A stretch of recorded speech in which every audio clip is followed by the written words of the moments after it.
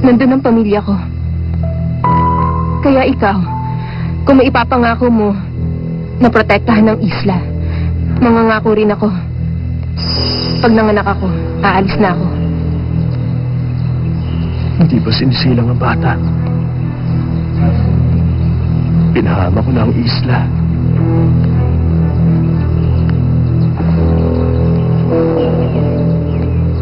Tama ba ito?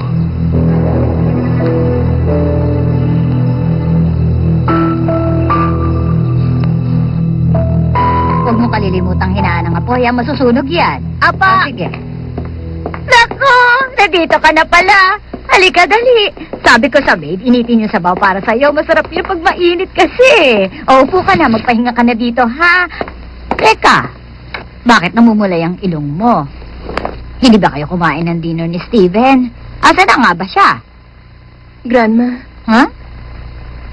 nawala ko po kasi si Baby G. Ha? Anong nawala mo si Baby G? Ha? Nako! Baby G! Nako, paano nangyari, anak, ha? Naku, mahal na mahal ni Steven ang aso na yon. Paano naman siya nawala? Sabihin mo nga! Hindi ko po alam. Bigla na lang po siya nawala eh. Hindi ko po alam kung nasan siya. Naku, ay teka, huwag ka kabahan, anak, ha? Gumawa muna tayo ng paraan para mahanap ang asong yan. Naku, paano na ko?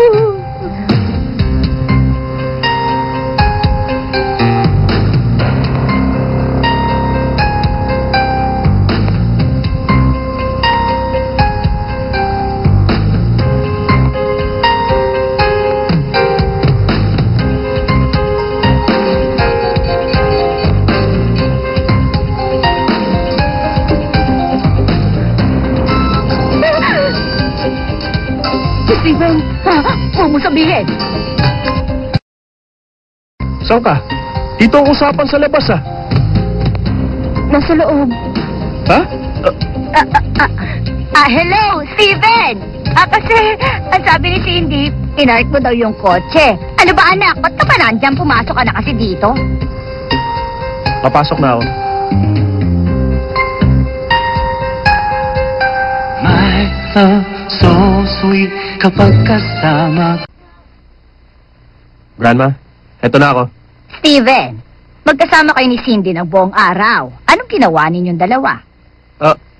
Ano pa ba? Namasyal lang. Eto na ang sabaw! Ayan. Nandito ka na? Ano ba kakainin ni Baby G? Canned beef o canned chicken? Nasa na nga pala yung aso? Baby G! Baby G! Dito na ako! Baby G! Hoy! Yung aso. Nandun sa banyo. Nasaan nasabi? Nasa banyo.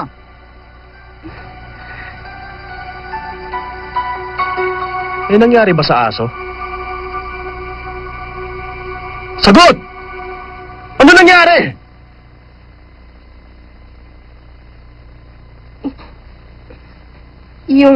Yung aso, nawawala. Ano ka mo? Ay, naku! Bakit naman ang careless mo, Cindy? Biro mo, nawala mo yung aso? Simbolo pa man din yun ang pagmamahalan ni Steven at Ana. Parang anak ang turing ni Ana sa asong yun. Tapos may nalabo lang ng ganun. Tumigil ka! Sinong may sabi sa'yo na magsalita ka, ha? Pwede ba? Tumahimik ka na! Layas na! Ay, sige po kung yun ang gusto nyo. Seryoso ka ba? Ilang oras lang ako nawala. Nawala mo na yung aso? Sorry na. Sorry na naman! Wala ka nang alam kundi sorry! Naisip mo ba? Nandun yung sa labas, nag-iisa! Wala yung kalam-alam sa mundo sa labas! Naisip mo ba yun, ha? Sorry na. Nalimutan mo na ba? Kung ano ka lang sa bahay na ito? Kung agasang ka lang! Nandito ka lang para manganak! Huwag kang umarting taga rito! Tama na! Anong problema mo? Ikaw ang dahilan kaya walang kaalam-alam ang aso na yon. Pareho lang kayo ng ugali. Pihikan, bastos, walang modo. Buti nga nawala. Mabuti nang nangyari yon. Huwag mo siyang pagalitan. Grandma, huwag mo siyang sisihin. Sorry Alam ko, importante si Baby G. Hahanapin ko siya agad para sa'yo. Cindy! Cindy! Ano pang ginagawa mo dyan? Sundan mo na siya ngayon din. Sige na! Tandaan mo ha, kapag may nangyari masama sa aking granddaughter-in-law sa apo ko sa tuhod, huwag ka na uuwi! Siyang nakawala, di hanapin niya! Ano bang sinasabi mo? Kanya ka ba talaga kawalang ya? Kahit ang isang normal na tao, hindi mo kinakausap ng ganyan. Nagagawa mo sa kanya. Nakakausap mo ng ganyan na magiging ina ng anak mo. Porti siyang ina ng buwisit na bata, palagi ko na lang siya pagbibigyan, ha? Pinagawa ka na nga, ikaw pa ang mayabang. Ha? Ikaw ang sumira sa buhay ng babaeng yon. Aksidente kanyang nakilala. At nabuntis mo siya. Ang dami niyang pagdadaanan para isilang ang anak mo. Ang swerte nga ng pamilya natin. At kilala tayo ng isang katulad niya. Matapat at mabait. Tapos na nasira na ang ulo ko. Naisip mo ba ang sitwasyon niya? Asali na siya sa pamilya natin. Bigla siyang lilipat dito sa isang lugar na hindi niya alam. Nakukuha mong mag-alala sa aso, pero kay Cindy hindi. Sige, kung ayaw mo ako na lang, ako na ang maghahanap sa kanya. Grandma! Ako na. My love, so sweet kapag kasama ka. Anong Baby G! Baby G, nasan ka na ba? Sige na, lumabas ka na! Pag di kita nakita, paano samahan ni Steven at ni Ana?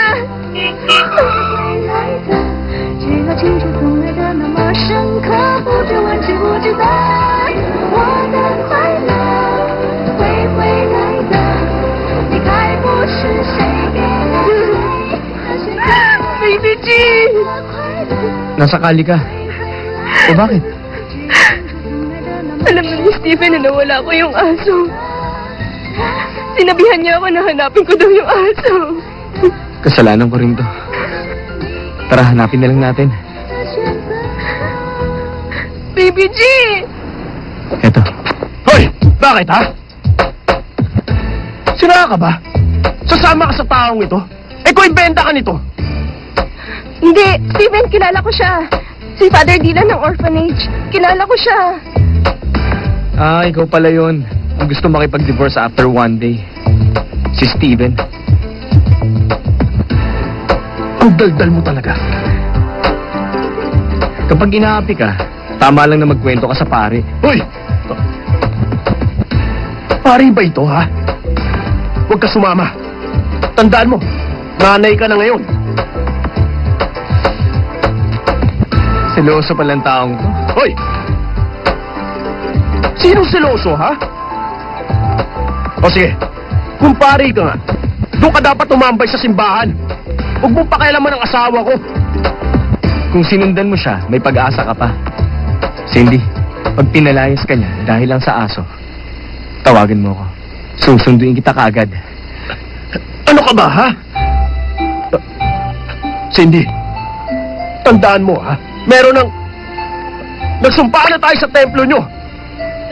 Pag di mo ginampanan ng pagiging asawa, matutulad ka doon sa manok. Tara! Ang panyo mo. Dali na, bilis na, ibalik mo na yan. Tara! Father Dylan, salamat ha. Sige na, umuwi ka na. Kahit wala yung aso, at least mas importante ka na sa kanya ngayon. Huwag kang susuko.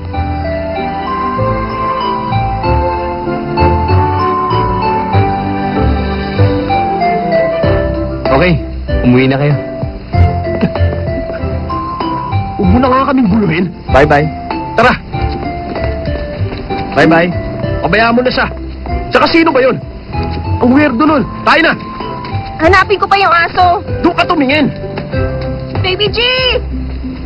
Baby G! Baby G!